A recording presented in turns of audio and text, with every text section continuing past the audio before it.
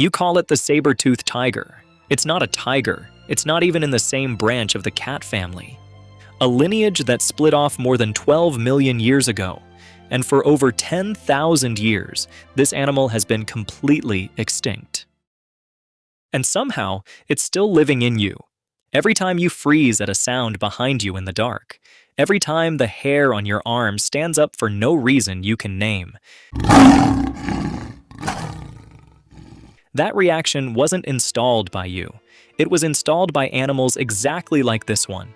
Generation after generation of your ancestors who didn't survive an encounter, up against the ones who did, and passed that fear down until it became instinct. Scientists have pulled hundreds of thousands of its bones out of the Brea Tar Pits, the second most common mammal fossil ever found there. And what they found wasn't just what it looked like. It was how it actually killed. For decades, they had that part completely wrong. Its name is Smilodon, and its most famous weapon is obvious. 2 canine teeth up to 7 inches long, curving down past its jaw even when its mouth was closed. That's longer than a kitchen knife, hanging permanently out of an animal's face. It wasn't especially tall, a foot shorter at the shoulder than a modern lion, but it carried nearly twice the weight on that shorter frame, all of it packed into a chest and forelimbs built like nothing alive today. It didn't even have a long tail. Lions and cheetahs need one to balance a chase. Smilodon had a stub because it was never built to run one. It's still recognized today as California's official state fossil, which sounds almost quaint until you picture what that actually means. An entire state chose, as its symbol, an animal that weighed as much as a grown grizzly bear and hunted things 4 times its size in total darkness. For 100 years, museums built the same story around those teeth anyway.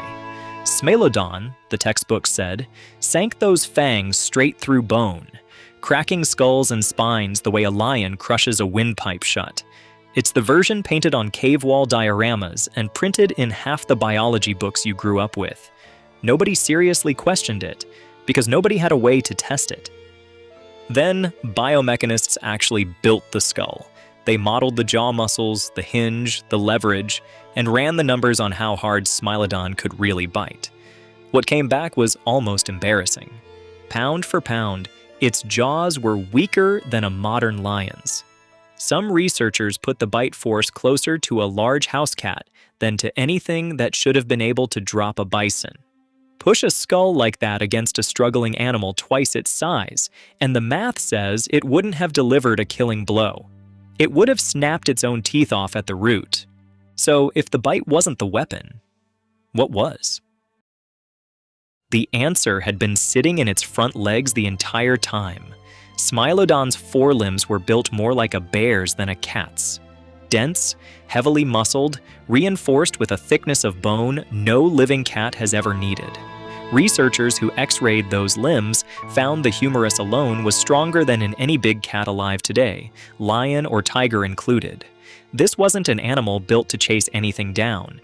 It was built to grab something several times its own size, drag it off its feet, and pin it there using raw upper body strength, while a bison, or a young mammoth still half its adult size, thrashed underneath it with nowhere to go. Only once the struggle actually stopped did the teeth come into play, not a crushing bite. One single aimed strike to the throat or the belly of an animal that could no longer fight back, over in seconds. Those 7-inch canines were never the weapon for the fight itself. They were the weapon for after the fight was already decided, which means the thing you should actually be afraid of was never the mouth. It was the 2 arms holding you flat against the ground while you stopped struggling.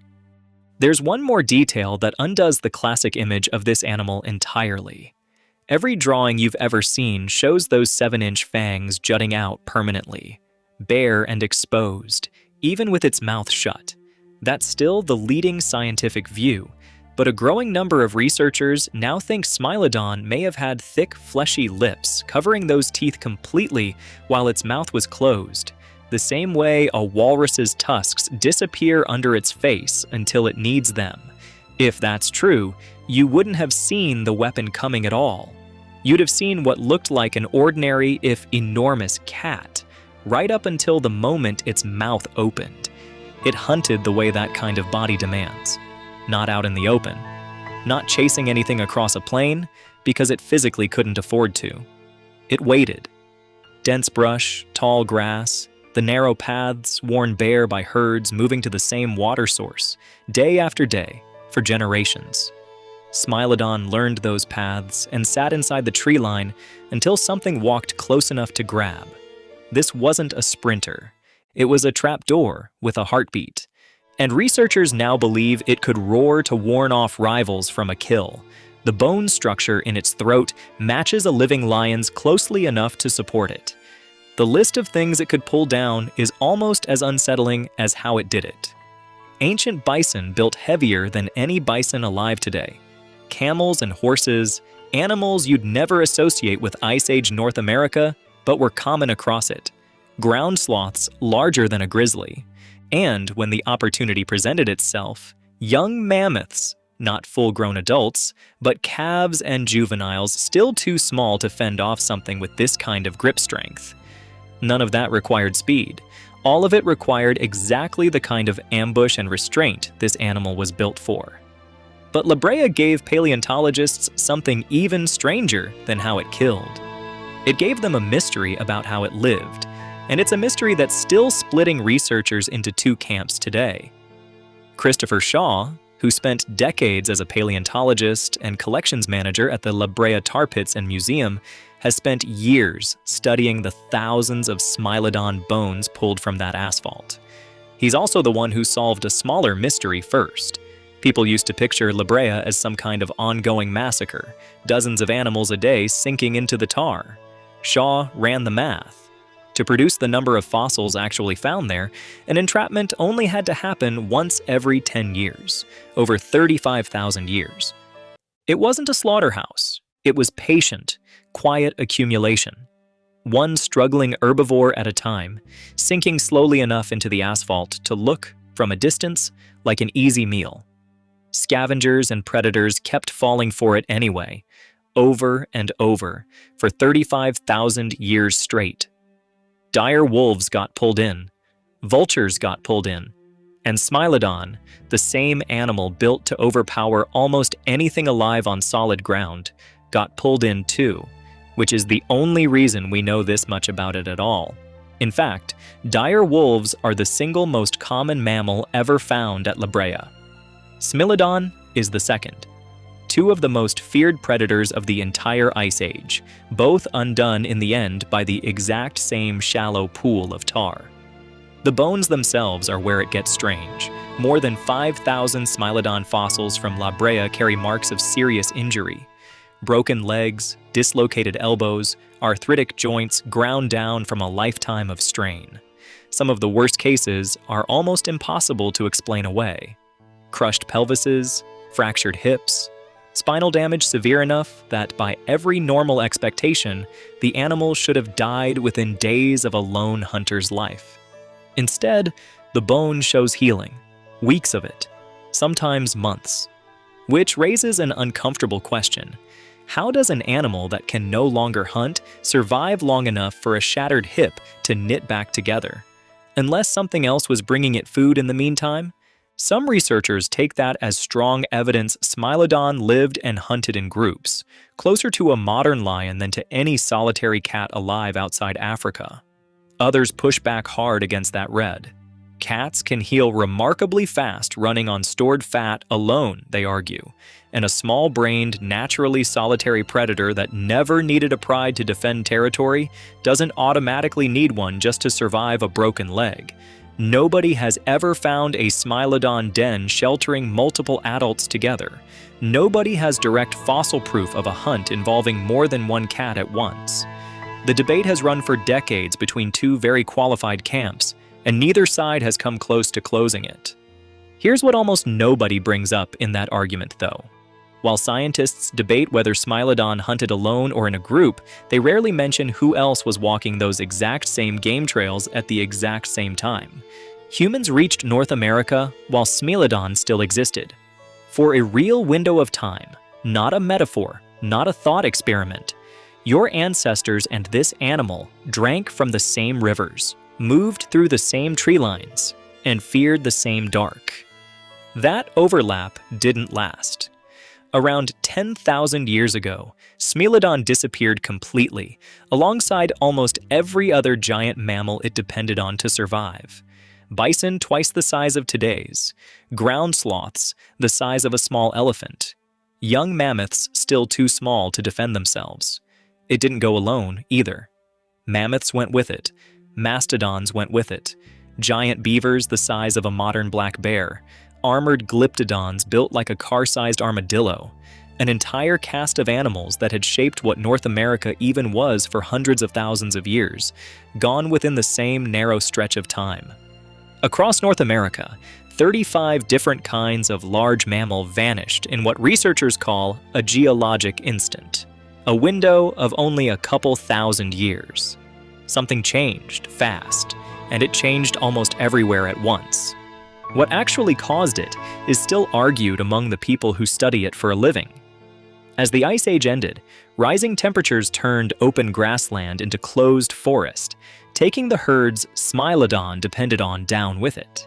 At almost the exact same time, a new predator carrying projectile weapons and growing in number every generation had just arrived on the same continent. Some researchers point mainly to the climate. Others point mainly to the hunting pressure. Most now think it was both, compounding each other, until an animal engineered to overpower almost anything alive simply ran out of things left to catch. In South America, isolated pockets of Smilodon may have clung on a few thousand years longer than that. But everywhere, eventually, the outcome was the same. And there's a bitter irony sitting underneath all of it. Every adaptation that made Smilodon nearly unbeatable against anything on four legs, the crushing forelimb strength, the ambush patience, the precision bite saved for a target that couldn't fight back, was completely useless against a threat that could kill from a distance and never had to get close enough to grab at all. The perfect close-range wrestler had no answer for a spear thrown from 30 feet away. Every part of this animal's design, the reinforced arms built for wrestling, not running, the patience to wait motionless in the brush, the teeth saved for a finishing blow instead of a fight, was a solution to a world your ancestors also had to survive inside of. They didn't just hear stories about this animal the way you're hearing one now. They were shaped by actually living alongside it, the same way every prey species on Earth gets shaped by whatever's hunting it. That process isn't finished either. Christopher Shaw and other researchers are still CT scanning Smilodon bones today, still finding fractures nobody had cataloged before, still arguing over what its daily life actually looked like, because an animal that's been completely extinct for 10,000 years can still change what scientists understand about how fear gets built into a species in the first place. Think about how strange that actually is. There is no video of Smilodon hunting, no photograph, no eyewitness account, nothing recorded in real time.